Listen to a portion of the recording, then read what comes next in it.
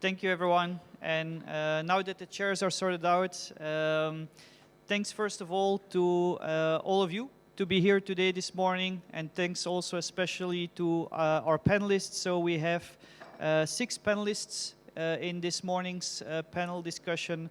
Saiful, Gan, Jack, Noor, Elvin, Johnson. I will let them, each of the panelists, quickly introduce themselves when they take the first question. The topic of this first panel discussion is how Malaysia can push forward the energy transition. A lot has happened. A lot of plans have come out also the last couple of weeks and months. So let's go into the discussion. We have a lot of topics to cover in just 40 minutes. So let's go into it. And the first question is really related to the NETR, the National Energy Transition Roadmap that was announced quite recently, around 2 months ago, this year. So what are the key takeaways from this NETR? Will it accelerate Malaysia's energy transition, including also in the short term? Because I think there's a lot of longer term targets. What is really the impact also in the short term? And will it really push forward the energy transition here in Malaysia? And if I can ask Saiful from SEDA, from the government, maybe to start. Thank you. Thank you, Bilen. First, let me start with introducing myself first. My name is Saiful Hakim. I'm the Director of Strategic Planning from SEDA, Malaysia. Shall I go straight to the question?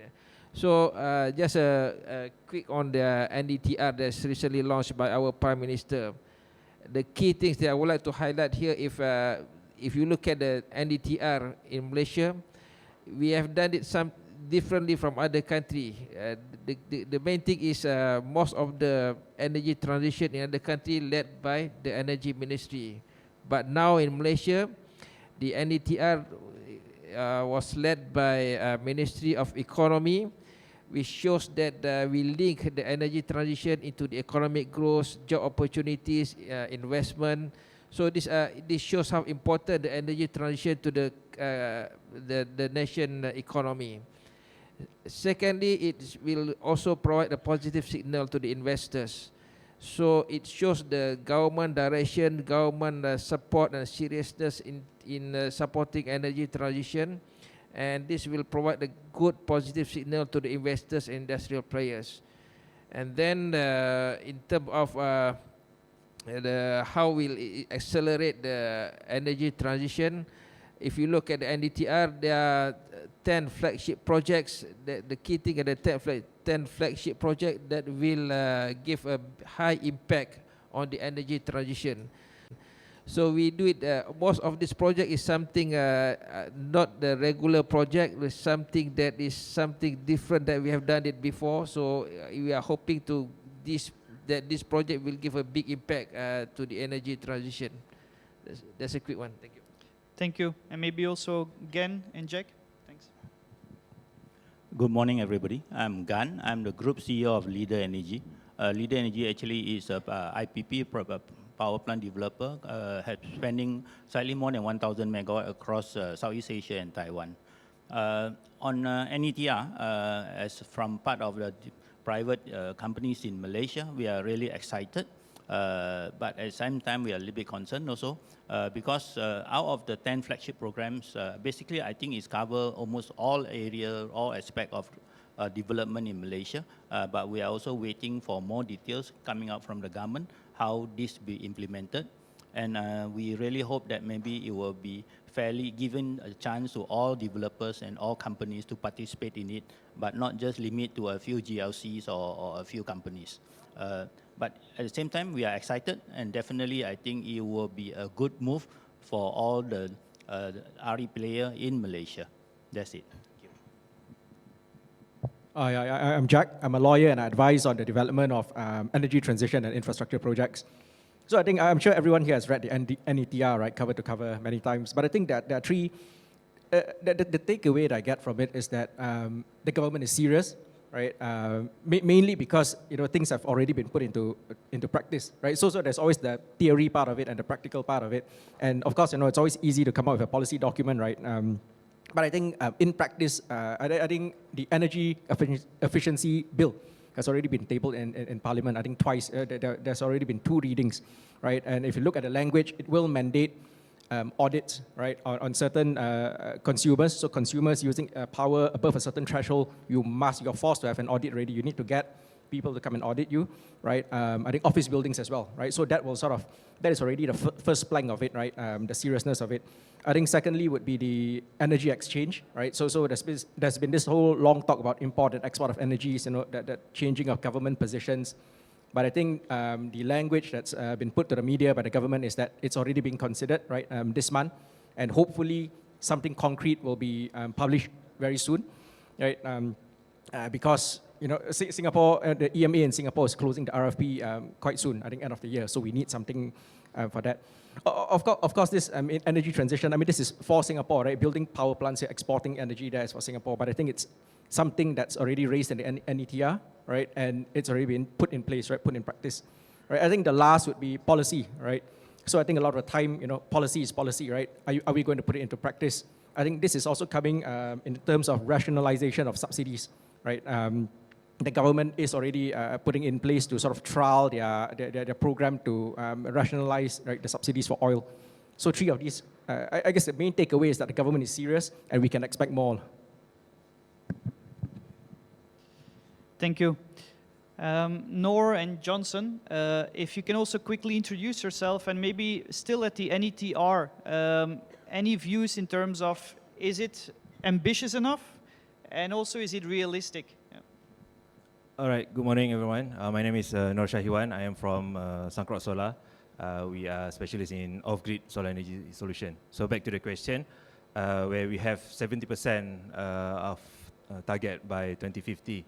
The target is not ambitious, we didn't reach, and in fact, this year, Malaysia is on its way to get our previous target, which is 31%, and then 40%, and then to the 70%. But our concern will be more on delivering the messages and the objectives of this 70%. What does it mean, 70% of energy mix to the mass public, to the rakyat? So, by having 70% of energy mix, will it make their electricity tariff cheaper? Will it make them price of items cheaper? So, for this part, I think it will be a little bit ambitious, because for us to deliver the messages to the public, when we say about energy mix, whether do they care about energy mix or not? So in terms of the target itself, it's not that ambitious. It is achievable, but delivering the messages, the objectives, why we need to do this 70%, that would be, for me, a bit ambitious.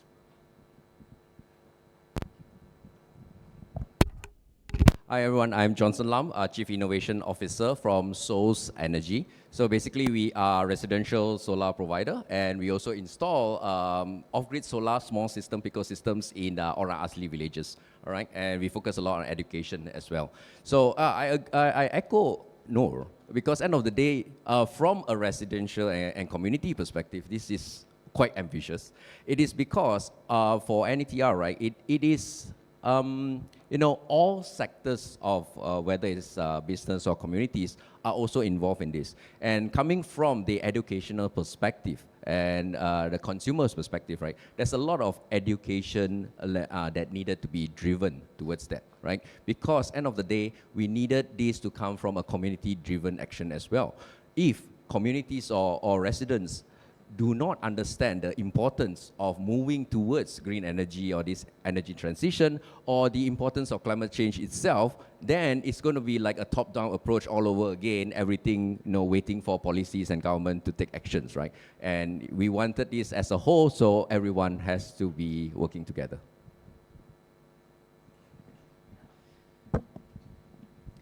Thanks. So the NETR covers a lot of different sectors, a lot of different technologies, but let's focus a bit on renewables, and maybe also Elvin and Noor. The NETR calls for a 70% installed capacity of renewables by 2050, no new coal power plants, with especially an important role for solar among these renewables. 59 gigawatt installed capacity by 2050 as per the NETR. How will this growth be achieved, and what's really different compared to previous plans? So Elvin and Noor. Hi, morning. My name is Alvin. I'm from EDPR. EDPR is a grid player and also an energy player. We are one of the biggest developers in the world. So we own about 20 to 30 gigawatts of assets worldwide. So answering Dieter's question about, you know, where are we right now and how can we achieve that? I think a lot of good news has been going on around. Okay, number one is that we don't want to end up like any other ASEAN countries that has been developing for the past 5 years. And after 5 years, you see a lot of curtailment happening around in the market. So kudos to the Malaysian government for having that. And now we hear the current government and TNB announcing that 2024 to 2026, TNB is actually investing 21 billion ringgit on grid strengthening. And if all of us right here were in iGEM previously, we would have heard another announcement by our Deputy Prime Minister saying that TNB has come out and say that they are going to invest 90 billion ringgit on grid strengthening by 2030. So with this backbone that is in place, you know, I believe that, you know, this is something that is very much achievable. I don't think TNB will dump any money into the grid if there are no returns, there are no injection points, and there are no loads, right? And a question on how are we actually going to see this right now? Come on, you know, if it's 59 gigawatts, we are talking about 2 gigawatts to be implemented every year. That's like 2 gigawatts of AC, which if you include storage and all those, we are talking about close to 10 gigawatts of solar or other REs that are and can be deployed if the grid is strong enough. So coming from an industry where LSS1, we are talking about 300 megawatts a year, and together with NEM, another 200-300 megawatts a year, that's like an average of 600 megawatts. Today, we are announced that we can do 10 gigawatt every year until 2050. So I believe that's very ambitious, but if we can hit, let's say 10% of it, it's still 1 gigawatt every year. So that's how I look at it right now. All right, okay, so back to the question. I have 3 points for that question. Number one would be localization. Echo points given from other panelists.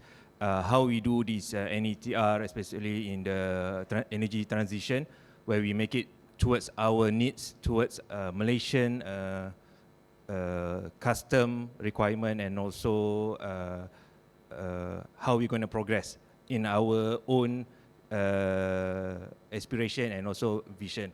So number one will be localization. So the second one will be megawatt. I do hope that from this NETR, the megawatt will be a little bit expanded in terms of 1 megawatt, what kind of impact that it can bring to the mass market, to the public and whatnot. So when we talk about megawatt, gigawatt, we need to deliver the message as well. If we do achieve this 1 gigawatt for this year, maybe we can get this as a whole, as a Malaysian. So and my last point would be in terms of energy storage. If we look it from the aim, from the objectives, are all from the energy production. And I believe we're going to be at one point that our energy storage also will be critical, because if we keep produce without storing, then we don't know where to channel the produced energy.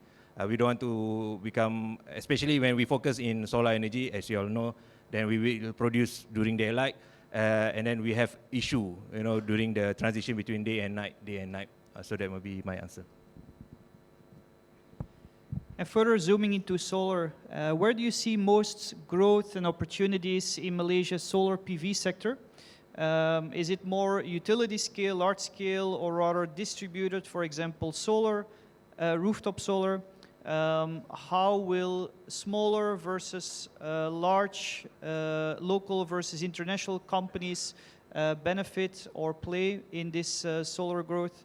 The NETR talks about champions for solar projects, as was already mentioned. So what are the opportunities for other firms that are not part of this list of champions? Maybe Gan, you're very deeply involved in the solar sector in Malaysia, and also Elvin, thanks. Thank you, Rizal. As I said, I'm actually quite optimistic about this NETR. I believe there are rooms for a lot of opportunities for both utility scales and rooftop solars. As I said, I'm very active in the whole Southeast Asia region. I must say that Malaysia has the strongest transmission grid that can take in all these distributed generations. So there are a lot of opportunities, especially now with what Elvin have just said. TMB has committed another 90 billion just to reinforce the transmission grid of TMB. That gives us more opportunity to build more utility scale solar projects. The only challenge, as I said at the moment, is get the suitable land, to get large pieces of land to build 100 megawatt or 200 megawatt of solar farms. That is getting more and more difficult. But of course, with the potential energy exchange that Malaysian government is going to set up for the export of energy to Singapore, definitely give a lot of opportunities to the solar players in Malaysia to build large-scale solar farms and to integrate that into the grid and export to our neighboring country. At the same time, I'm also excited about the rooftop opportunities. I think the last statistics that people they've done, Malaysia has opportunity of at least capacity to build not less than 4,000 over megawatt of potential on rooftop solar in Malaysia. And at the moment, we are only a fraction of that. So with the government new initiative that able to put in solar panel on top of residential houses and export to the grid, I think definitely open up more opportunities to the solar players in the countries. As for the solar champions, as I said just now, I hope that opportunities are given to all players, not just a few small, big champions that is government linked. That cake should be big enough for all the players in the town, whether it's local or foreign. But as we have seen in the world the last few years, there are a lot of local Malaysian players that have come up and are able to develop solar farms. But of course, at the same time, I think the government policy also, they want to attract more foreign investment. So need to be a balance between both. That's my view on that. Easy question for me. I echo whatever Mr. Gan said. You know, there's enough food on the table for everyone. Just to check, how many of us have solar installation at home? Can we raise our hand here? Anyone? Okay, so this means that there's 10% here. Some of them are staying in apartments. You know, some of them are still checking on their finances. But that means one thing: there is still 90% of growth here, right? Just from the rooftop for individuals, right? So Encik Saiful is here. Maybe a wish list extending NEM. You know, wish list getting more lucrative or individual benefits for the people here to actually put solar on top of it. So I think that is something that is very critical. And at the same time, you have Noor here. You know, if any one of us are worried about, you know, blackouts and this and that, hey, we have off-grid champions here. You know, it's the same analogy, right? And it's hooked up to the grid. So I hope that it starts with us, nobody but us, and big corporations like EDPR, you know, we are more than willing to come in to fund all the big projects. But the important part is, can all of us here actually start thinking and take part of having installation at home? Yep, that's my part. Thanks.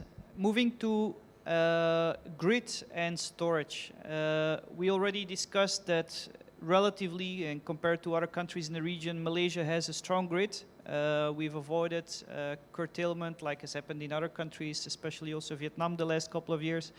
And further investments by TNB in the grid. what does that mean for private companies in terms of opportunities in either grid investments and or storage?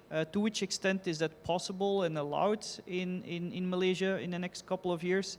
And also how attractive is that, both grid and storage? Maybe starting with Jack and Nor. I can't pretend to know very much about grid and storage, I suppose, right? But the thing about grid, I think opportunities are, I think there are not many, right? Very limited, I think, for the next 5 years, right? Mainly because grid, I mean, it's operated as a grid system operator model, right? So it's one guy controlling the entire grid, and to really sort of open up, I think it requires massive work, right? So not so much grid. In terms of storage, a lot of people have storage, battery storages at home and all that, but on an industrial scale, I think that's a very different sort of model, right? I think regulation there is still sketchy, right? So for example, we're advising a lot of people, a lot of foreign corporations, I mean, battery operators and whatnot, manufacturers, they're all trying to do something here, right? They're working with the government, they're working with government-linked companies, trying to sort of build out that infrastructure, right? But I think a lot of them are still waiting for a little bit more clarity, right? Because a lot of the time, it's, the best position is to say, yes, you can do it, right? Or how are you going to do it, right? But at the moment, it's a lot of hit and miss, a lot of learning as we go along, right? So I mean, there are plenty of opportunities, but I think it depends on how the whole regulatory framework develops. All right, so on the production and the storage part, as you all know, price of solar, I think, is quite very matured. We have seen even the lowest, and we are expecting to see not much reduction on the price, especially on the solar panel side, on the generation. But we have issue in energy storage, mainly if we talking about battery energy storage. So the price is still considered high. Let's say it's still very significant. Sometimes in a system with storage, the storage is more expensive than the solar panel. So, and we're gonna have this issue gonna build up for these 10 years, especially the latest NEM, where the term is only for 10 years and we don't know where to channel the surplus power. So for the energy storage also, it represents opportunity for us, not only on the battery side. Maybe we can suit the storage in a Malaysian context. We can store it mechanically or chemically. Maybe we have our hydrogen fuel cell and whatnot. So that will be the opportunity. So for the production, like I said, we keep it business as usual. Just wait for the price, little bit fluctuation. But in terms of energy storage, that represents opportunity for all companies that does energy production in RE. Energy opportunity for you all to explore, find a lead to manipulate storage. When we have this another 9 that gonna find how we are gonna store gonna use the surplus energy. Thank you. Maybe Gan and Elvin, do you have anything to add related to grids and storage, and especially also as private companies active here in the market, especially also on the storage side? Where do you see the opportunities as a private company? Is it more related to smaller scale storage at distributed solar PV, for example, or to which degree do you also see opportunities in larger scale storage, grid connected, for example? Okay, Malaysia, as Noor said, does not allow private participation in the transmission grid. We are actually one of the very few Malaysian companies that own privatized transmission grid, but not in Malaysia. I operate a 230 kV transmission system in Cambodia. But in Malaysia, it's all controlled by TMB, a grid operator.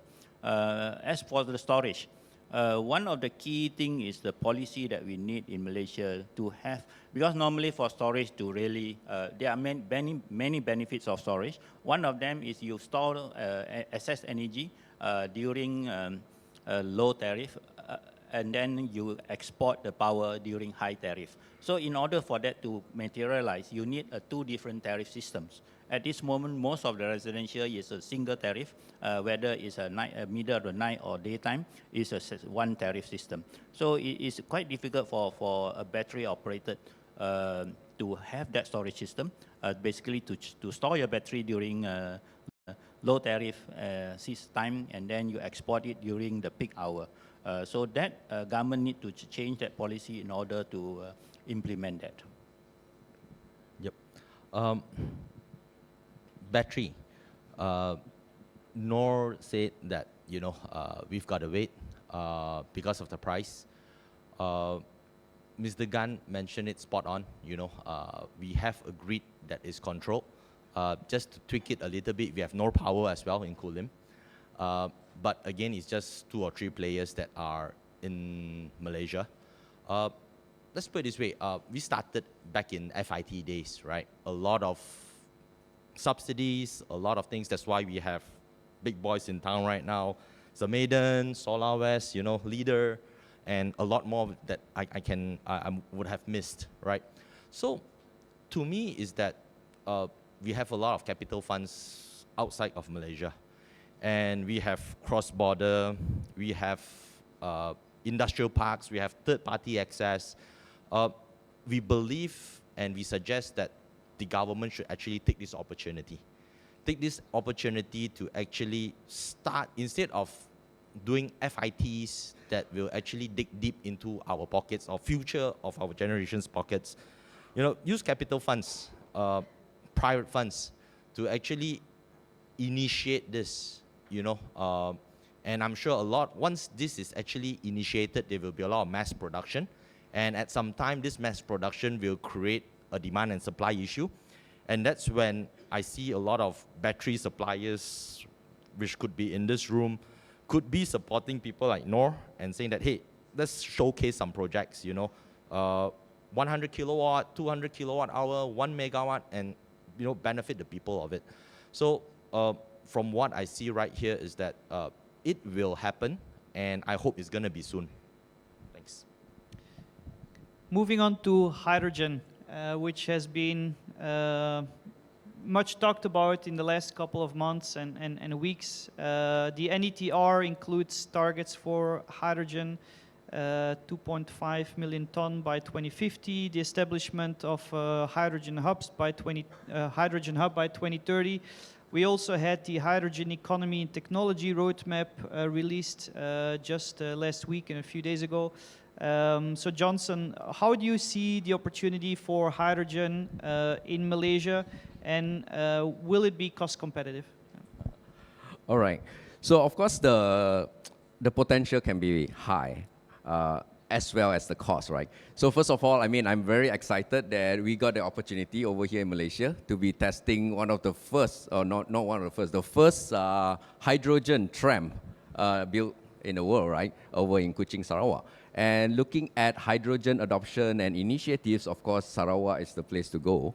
But for us to really fully adopt hydrogen, there's a few major issues we have to look at and address, right? Number one, definitely, as we know, to produce green hydrogen, we require a lot of energy. And if we don't get our renewable energy strategies right today, okay, the cost will definitely not be competitive or even reasonable to be implemented, right? So definitely looking at the renewable energy cost. The second part is actually also on the whole transportation of hydrogen itself, right? We are in Malaysia. We are known as natural gas, provider, and we have a lot of policies around pipelines transferring liquefied natural gas. However, very loose or next to none about transporting hydrogen through pipelines, right? So that is the other part that will need to be addressed if we are going to look at lowering the cost or making it competitive. And then last but not least, of course, both of these all points back to policy, top-down approach on how are we going to address this properly. Because end of the day, I mean, today, yes, we're going to generate hydrogen. Then after that, hydrogen probably is going to be made to generate more energy. But what other usages other than transportation?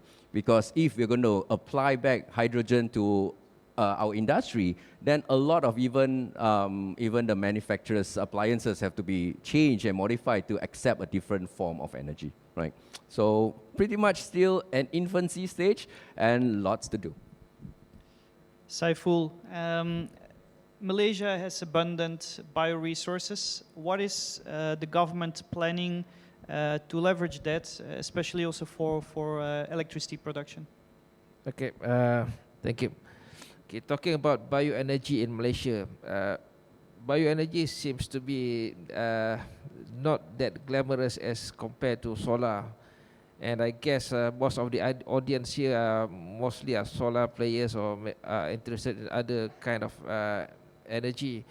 But in Malaysia, as we are all aware, we are one of the biggest producer of palm oil industry. So from this palm oil industry, we have the advantage of producing a lot of bioenergy actually.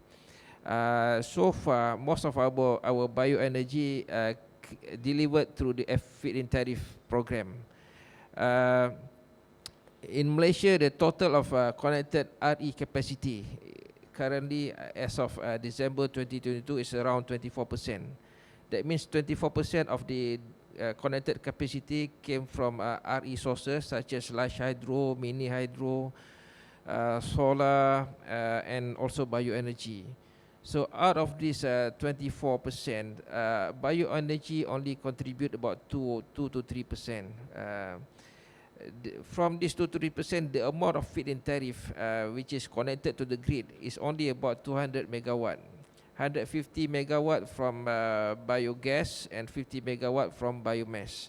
So the contribution is still very, very insignificant actually. But we have the ambition to really promote and develop this bioenergy industry so that it can give a significant impact and contribution to the RE share in Malaysia, leveraging the oil palm industry that we have in Malaysia.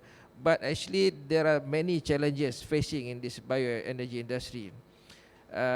If you're talking about palm oil mills, most of the palm oil mills are located quite far from the grid in a remote area. So one of the issues is to get it connected to the grid. If you want to bring the grid closer to the mills, that will increase the cost. So the cost of the connection will become higher, and we cannot afford it to feed in tariff. So these are the challenges how we can bring grid closer to the source, to the bioenergy sources. Another thing is even some of the mills, biogas plant, generation plant, are connected to the distribution network 33 kV, not at the transmission grid. So the amount of capacity they can inject into the grid is quite small because there is no load. When they are located in a remote area and you inject it in the distribution network, you are depending on the demand on that network itself. You cannot transport it back to the transmission. So you are looking at the local demand. So there is no local demand. So they are limited by the capacity to connect. Even though they can produce 5 megawatt, but because of the no demand, they are only allowed to contribute about 2 megawatt of connected capacity. These are the constraints that we have right now. And a lot of industry biogas, once they cannot utilize the methane, they're just flaring it the methane. So it's not being used as for energy generation. So these are the challenges that we are trying to look at from the biogas sector. And second one is biomass. Biomass is much more challenging compared to biogas, I would say. First is the supply of the biomass itself, the EFB. Even though we have a feed-in tariff, we have a PPA for the next 21 years. You get your feed-in tariff for the next 21 years. But how are we going to make sure the price of the biomass will stick to the same price and you can still make a profit after 21 years? This create an issue for financings to the biomass industry. A lot of biomass industry fails to get the financial support because they cannot secure the biomass supply, and they cannot secure the finance because of the uncertainty of the supply and the price. This is different from the coal industry. The coal generation, we have the mechanism ICPT. Whenever the coal price fluctuate, the difference in price will be transferred back to the consumers, to the customers, and some of to the government through the ICPT mechanism. but this is not happening for the biomass industry. So there is a lot of risk for the players if we want to go for biomass, because they have to take risk of the plastic production in the future. And secondly, most of this biomass also is not only for energy. We are competing with other industry. Biomass being used in the for furniture, construction materials, packaging, activated carbon for filters. So a lot of high value usage require biomass products. So with the energy sector, because of we are really a regulated business, the price is controlled. So it's not something that really favorable to the energy this industry. Most of the biomass supplier, they prefer to sell it to the high value industry like furniture, or maybe export it to Japan or Korea for the pellet. So these are the challenges facing the biomass. So if we look at the target that we set in the NETR, it will be a quite challenging and uphill task for us to make this happen. Even though everyone saying we have a lot of palm oil, we have a lot of AFB, but in the reality, there are a lot of challenges. So what we are doing under NETR, we are going to do a project, we call it bioenergy clustering.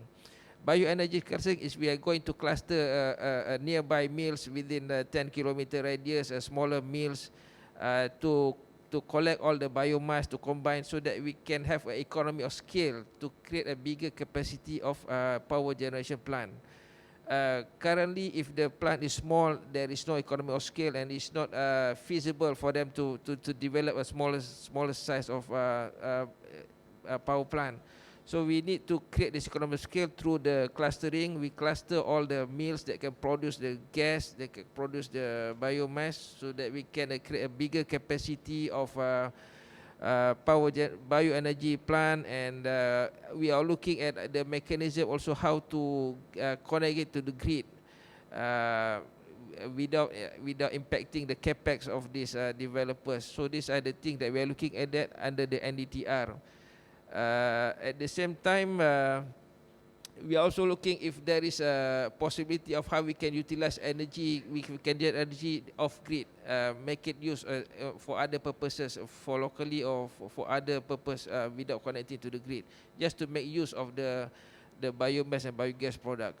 So I would say even though the target is not that big, up to 1.5 gigawatt by 2050, but it is an uphill task, because as of now, actually, all the low-hanging fruit has been already tapped, and what being left is the one that is difficult and quite challenging. And so we are facing this situation now, actually. So these are the things we need to look at seriously in order to promote the bioenergy sector. Thank you.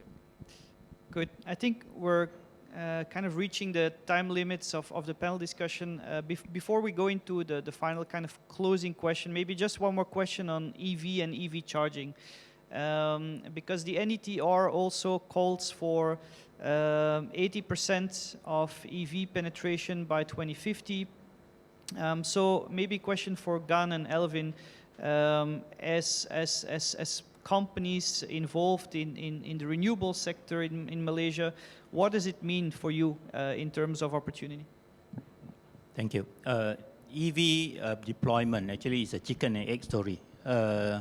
Whether your EV car comes first or infrastructure comes first. But of course, for charge point operator, you need the volume of cars to be there in order to make your charging point commercially viable. But the other challenges is also most of the charging point that you see in town today are all drawing power from the grid, not really from RE. So this is something that I think we want to really address that. The other challenges for charge point operator that facing now is the government regulation and government policy. As we speak, there are still new policy coming up, especially on the fire safety, on the spacing on the charging point and on the car park and things like that. There are new regulation coming from the ST Energy Commission. There are regulation coming from town planners. There are regulation coming from local council, Bomba. So we really sometimes we are a bit confused because as we speak, as I said, I just presented by my staff one new policies. So we need that to be addressed very quickly, so that for the deployment of more EV cars in the country. We hope that more and more power from the EV car charging coming from renewable energy rather from just from the grid. Yep. Prior to being EDPR APAC, about 1.5 years ago, we were still known as Sunsip, and we own Charge Plus. So shares in Charge Plus, to be correct. So Charge Plus has like 35% market share of the entire Singapore EV charging system. And they have gone all the way up to Kunming these days in China. So it's something doable. It's something that has been done like many years ago. But again, I echo to what Mr. Gan said, probably regulations and policies must be in place. Not only from SEDA side, but safety side, DOSH, Bomba, and all those things to actually make it happen. And another question, how many of us have EV cars here? Hands up. Hybrids and EVs? Okay, so we have 80% of growth. You know, if I remember correctly, Gentari is executing at least 500 charging points. So is TNB by end of this year. And Leader is putting up a lot. They are investing a lot of money as well. I think our fellow solar players here in this room are also going into EV charging stations as well. Please support EV so that the next energy box that we have, then we have more hands up having EV owners here. All right, thanks. Good. Last question and concluding question. I'll give all the participants an opportunity to give some closing remarks, starting with Elvin, and we can go that way. Maybe if you can just focus on, as a private company, what are the 1 or 2 opportunities that you see coming out of the whole energy transition, the NETR? Just let's keep it short, 1 minute per participant, and maybe for Saiful from the government side, what is the key priority in terms of policy regulation that you think will be needed to make the NETR a reality? Okay, for me, quick 1 minute. Number 1, grid strengthening, so that we have more penetration. Number 2, storage, so that we can pump in and store and have a good expansion plan on it.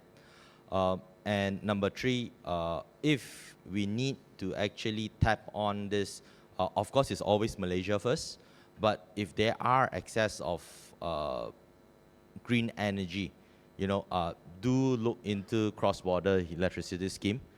That's where the catalyst comes from. Instead of a FIT, the money will come from capital markets, whether domestically or internationally.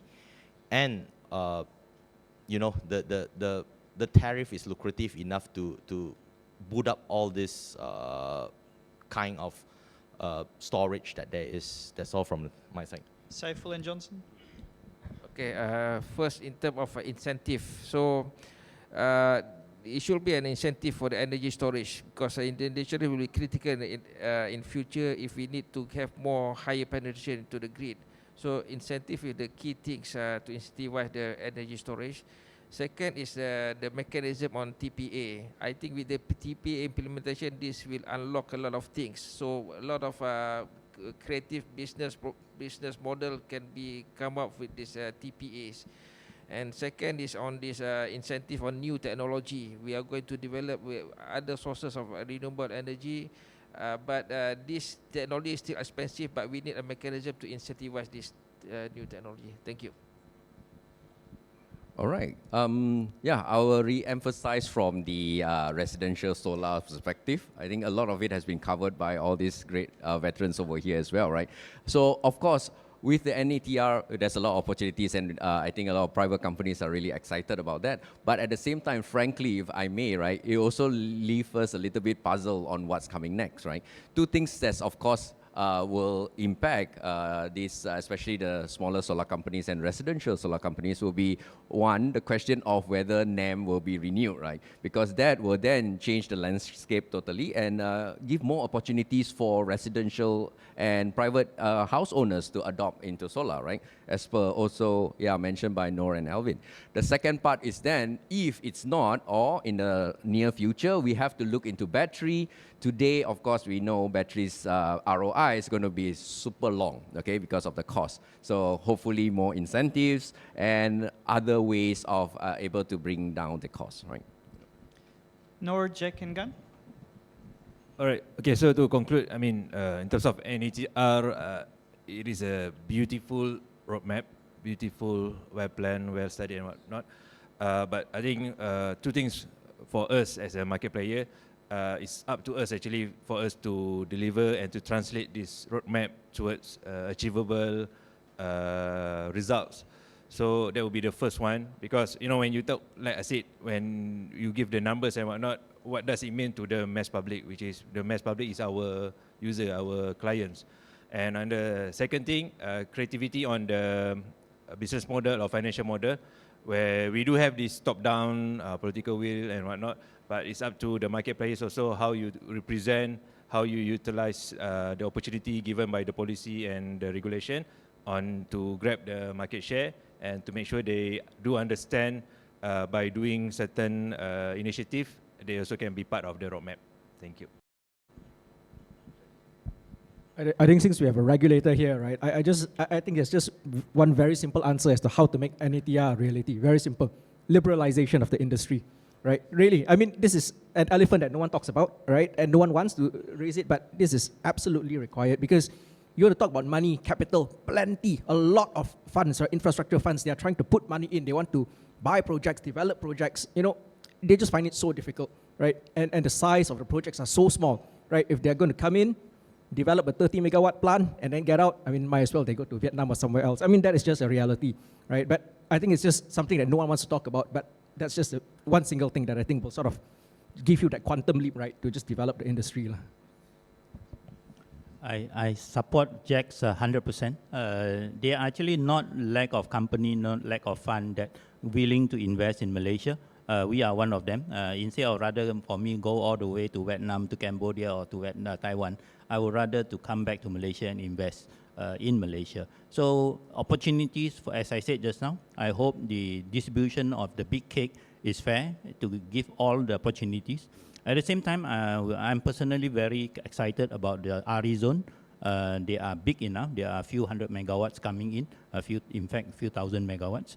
And together with that, the energy exchange for cross-border exchange to the power, that give a lot of opportunities for RE player in Malaysia. At the same time, other key initiatives like battery storage, hydrogen, biomass, biogas, and even on a very big long terms, carbon capture. And that give all the opportunities to the Malaysian companies. That's all. Thank you. And with that, we've reached the end of this panel discussion. So I'd like to close the discussion here and thank all the panelists for their insights and contributions. Thank you very much. Thank you very much, gentlemen. Can you please remain seated as the photographers would like to take a group photo?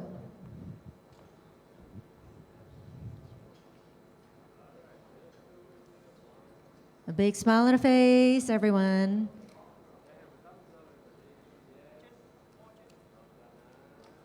Say Solar Malaysia.